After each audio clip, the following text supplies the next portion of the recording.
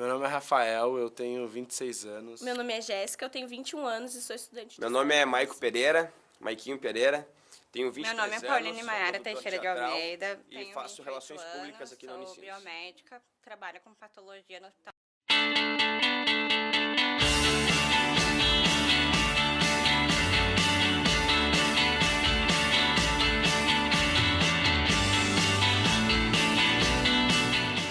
Tá?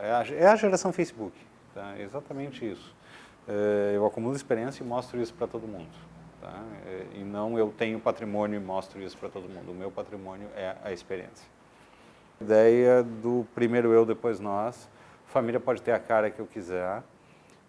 Religião, né? Um grande número de pessoas dizendo que é ateu ou agnóstico, ou ainda que tem fé sem religião, em outras palavras, que acredita em Deus, mas não numa igreja instituída. São novos formatos e talvez a tendência que a gente veja agora não é da quebra de regras, é o do não aceitar isso é porque é, né? Que é o dogma da religião, o dogma da família, o dogma do casamento. Moro em Porto Alegre, numa vila chamada Cruzeiro. Faço parte do movimento social, que é o Levante Popular da Juventude. Sou da diretoria do DA, do Diretório Acadêmico da História, então eu acabo participando dessas chamadas e o que envolve isso. Também sou militante da feminista, então me relaciono mais com a área dos estudantes e das mulheres. E também faço parte do canal no YouTube Meia Hora. A gente começou a fazer em busca dessa ideia de realmente a gente fazer humor por conta própria.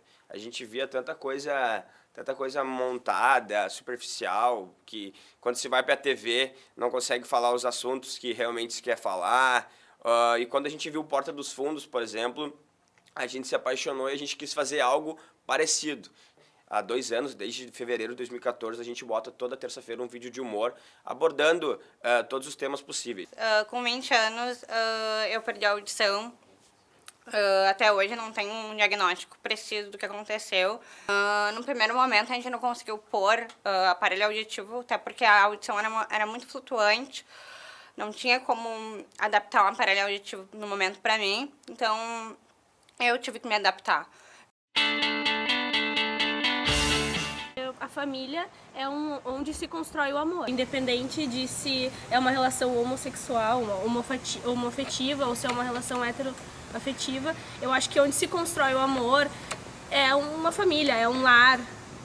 Isso funciona.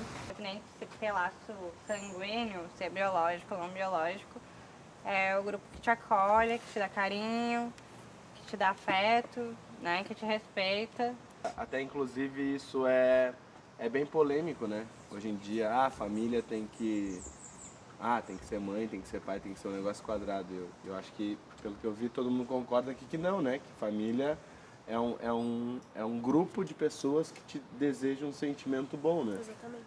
As relações são diferentes? Talvez as relações sejam diferentes. As relações são um pouco mais práticas, ou talvez um pouco mais pragmáticas. A gente viu que existe uma noção de família como algo muito importante, mas muito em cima de uma ideia de logística da vida.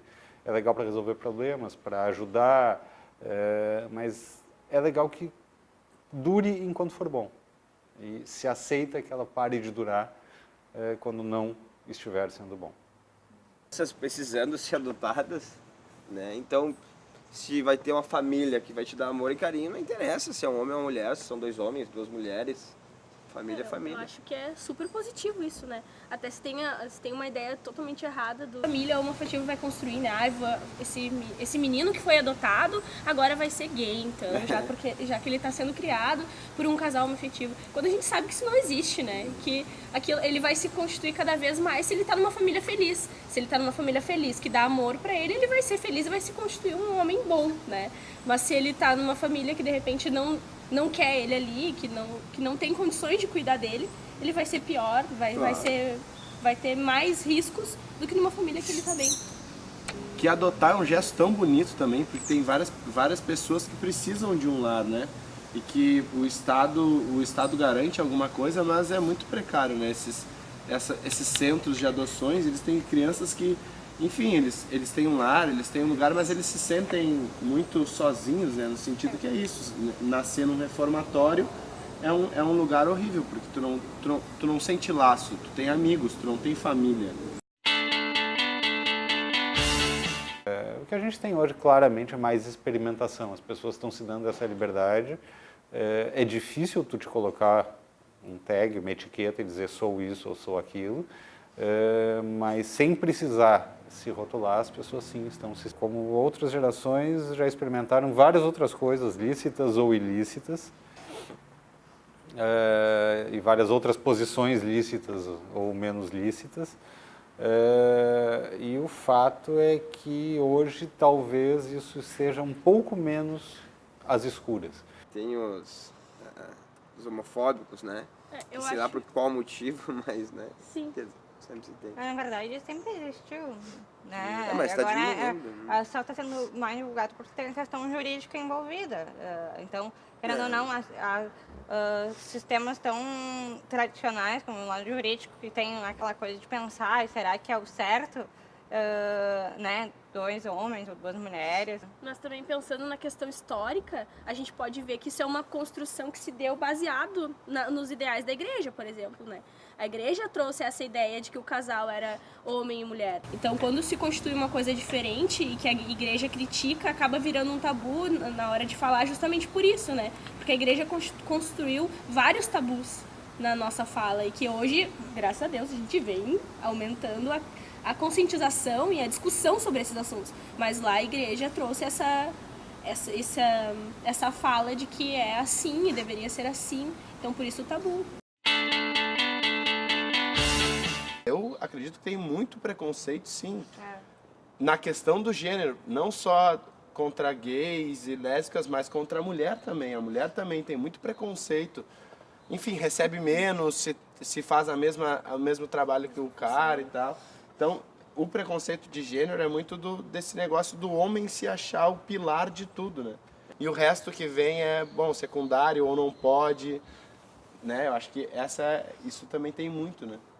Ver o homem sempre como um provedor, né, da família. E não é só o homem que é provedor. Não, claro né? que não. Então, tem muitos ambientes familiares que quem trabalha é a mulher e o homem fica em casa, né? Se inverter os papéis. Mas mesmo assim o homem é visto como o chefe da família, né? Isso. Independente se ele tá em casa ou se a mulher tá trabalhando, isso é independente, o homem é o chefe da família. E eu tava estudando esses dias, eu faço faculdade de História, então eu tava estudando sobre a Revolução Industrial, e a professora estava falando que as mulheres organizavam tudo naquela sociedade. As mulheres que diziam quanto ia ser cobrado, como é que é, de quem tinha que cobrar. Mas o homem era o chefe da família. Ele que aparecia, ele Aparência que... só, né? né? Mas a mulher que dominava tudo, mas isso nunca é mostrado. A mulher sempre foi oprimida, né? Vem numa questão de opressão desde muito tempo. Toda essa construção que vem, a gente hoje está tentando determinar que não é o certo, mas igual a gente continua sofrendo numa sociedade. Imagina, em pleno século XXI, a gente recebe menos que um homem em determinado lugar. A gente não tem espaços em determinados lugares por ser mulher. A gente está vivendo uma ruptura agora, que é a primeira crise que essa geração está vivendo, a primeira crise de verdade. Até então, com pleno emprego no país que a gente está vivendo, um dos traços mais marcantes da geração Y era o fato de que ninguém esquentava banco no mesmo lugar por muito tempo e se não gostasse ia embora. Eu acho que é uma geração que está se posicionando mais, né? Tá dizendo o que pensa, tá indo, tá fazendo as coisas, tá indo à luta, tá construindo mais do que a geração passada, mas menos do que a geração que está vindo. Isso é a característica do jovem. O jovem ele tem essa característica de transformação do seu ambiente. E ele não vai passar dali, né? Porque ele já chegou ao seu limite de... Não quer dizer que não vai continuar lutando. Mas é que ele não se indigna tanto, porque ele está mais acostumado com o seu ambiente. Eu acho que a nossa geração realmente é a geração da transformação. É com a juventude que se a gente consegue mudar alguma coisa, é com a juventude. A nossa geração, eu acho que estava um pouco cansada, tipo, falava em política, não viaja, cara. Tudo ladrão lá, velho. E realmente, infelizmente, independente de partido, é foda, entendeu? É complicado, a ladroagem é complicado. Mas a galera, o que tá vendo hoje em dia é que ninguém tá defendendo o governo, não. A gente tá defendendo, a galera, os jovens de agora, estão defendendo melhorias. Então, realmente, estão roubando, independente de partido, sei qual partido seja, mas eles querem melhoria e querem mudar alguma coisa. Então, essa geração da mudança tá muito massa de ver o que tá acontecendo agora, por exemplo. A questão essa da religião, sim, tem muito mais gente flexibilizando essa ideia, ou deixando de acreditar num Deus, ou deixando de acreditar numa religião, mas a gente não pode ignorar o fato de que talvez não no Brasil, e talvez já no Brasil a gente tenha movimentos como, sei lá, os evangélicos neopentecostais, ou não sei em que número, os muçulmanos, que são fundamentalistas. Eu acho que religião é um sentimento muito importante que o ser humano precisa. Ele precisa desse sentimento. Só que eu não acredito nas religiões que existem hoje. Assim. Eu não acho que Deus existiu e essencial para o ser humano viver. Porque o que eu vejo normalmente nessas igrejas é que tem o Deus, Jesus, é usado como um alento, como uma palavra de conforto. Então ele traz um sentimento, que é um sentimento que o ser humano precisa. Mas eu sinceramente não acredito nessa religião, mas eu acredito no sentimento que hoje em dia, principalmente, essa religião ela tá sendo usada para trazer pensamentos horríveis e retrógrados totais, assim. Pra mim é difícil de falar de religião justamente por isso, assim, porque eu não acredito numa religião, não tenho uma religião que me contemple hoje. E justamente por essas ideias, esses dogmas, essas construções que eles trazem de criticar a mulher, de estabelecer papéis tão fechados, assim. E eles usam justamente o sentimento que tu disse que é importante pra mover essas massas. O que a gente vive é muito parecido com o passado, assim. Se tu lê a Bíblia, tu vai pensar uma coisa, se eu ler a Bíblia, cada um vai interpretar a Bíblia de uma maneira.